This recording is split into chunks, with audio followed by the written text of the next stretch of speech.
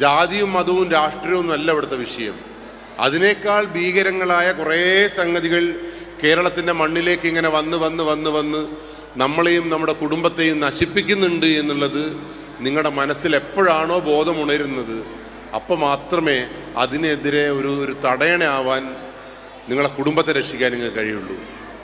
അവിടെ കേരളത്തിൽ നമ്മളൊക്കെ പറയുന്ന കാര്യം കേരളം വിദ്യാഭ്യാസത്തിൽ 1-ാം സ്ഥാനത്താണ്.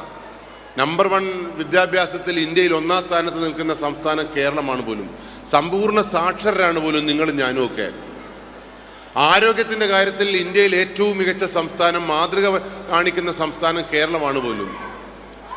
അമേരിക്കയിലെ ടെക്സാസ് നഗരത്തിന് സമാനമാണ് പോലും നിങ്ങൾ എൻ്റെ ഒക്കെ ആരോഗ്യം. ചെറിയ മുട്ടുവേനൊന്നും പരിഗണിക്കണ്ട. പക്ഷെ എന്നാലും ഏറ്റവും നല്ല ആരോഗ്യം നിങ്ങൾക്ക് എനക്കുണ്ട് എന്നാണ് പറയുന്നത്.